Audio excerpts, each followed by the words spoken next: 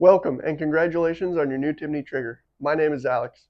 I'm here to help guide you through the installation process of the Timney lever action trigger for Marlin lever guns, as well as give a few tech tips where needed to make the installation process seamless. Without further ado, let's get into it. Before we begin, we're going to make sure that the firearm is unloaded. Want to make sure the safety is on. Open up the action and double check the chamber is empty and there's nothing in your feed tube. Then we can start by removing this rear screw to remove the buttstock. Now that we have the buttstock removed, we want to hold the hammer, kind of cover it as we release it forward, leaving any spring tension off this main spring. Now we can push this down just enough to release it. And you're going to want to keep this set aside. You will need that for the reinstallation. With the hammer spring removed, we can then loosen the bottom and left side screws holding on this lower bracket. And we just want to loosen them, not completely remove them yet.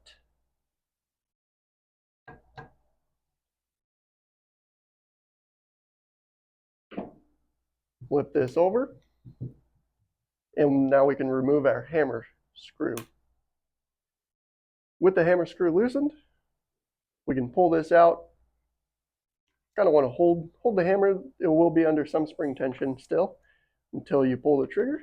Now this can slide out from the top. Rotate out just like that.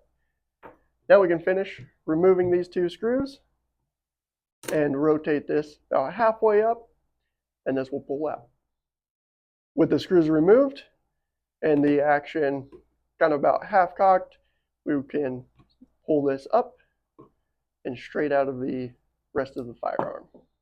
We can now open the lever all the way, relieving the tension from the trigger itself. Use your small punch, and you want to just push this pin out. That will hold the trigger shoe and sear, and these pieces come out as one. They are separate. They might come out as two separate pieces. You will not be reusing these. You can set those aside. Now we can take the Timney replacement trigger and sear. This will be one unit. Insert the sear kind of at an angle here until it lines up with that pinhole.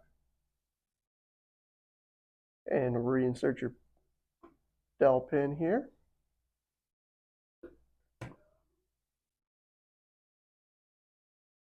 And now this can be reclosed just about halfway, providing that spring tension again.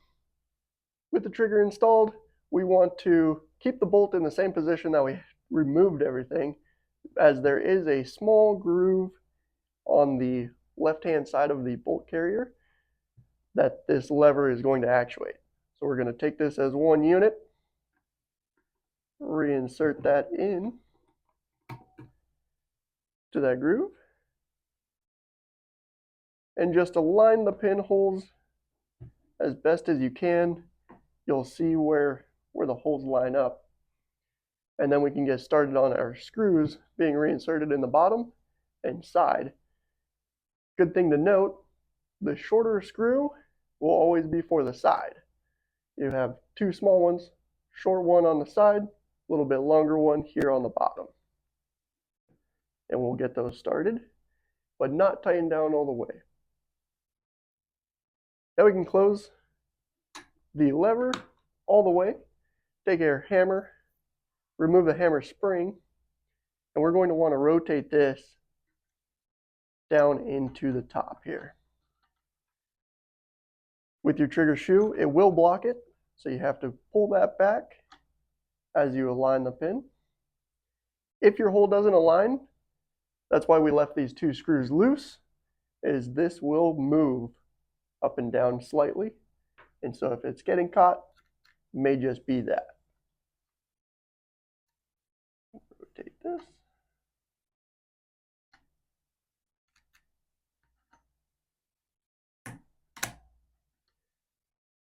Push that in, and we can start to tighten this down, not all the way yet.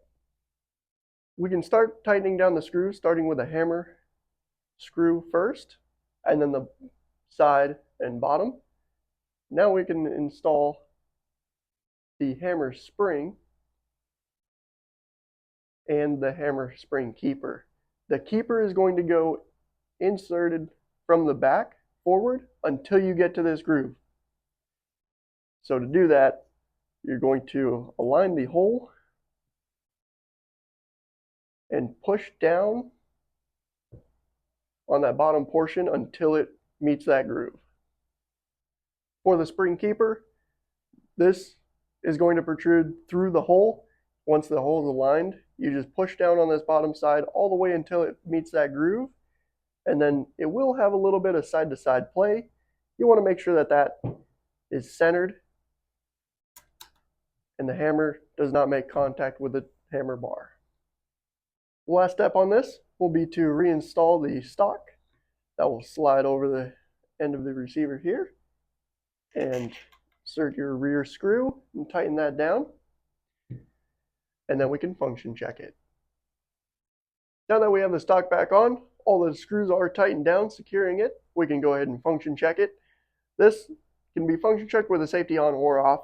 We're going to do it with the safety off.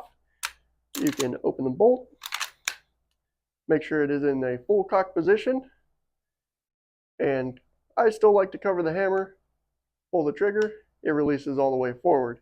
Now this will also have a half cock section, and you want to make sure in that position when you pull the trigger nothing happens. And so that could be checked from the front or back, going down to that half cock position, and there is no movement in the trigger. Back, releases all the way. And that's it. We hope this helped you with the installation process of the Timney lever action trigger for Marlin lever guns. If you have any remaining questions, our world-class customer service agents are more than happy to help. Just give us a call, 623-223-1111, or head over to the website and click the yellow Contact Us button on the right-hand side. If not, congratulations on installing your Timney trigger. You can now go shoot with ease knowing you've got the world's finest trigger in your hands.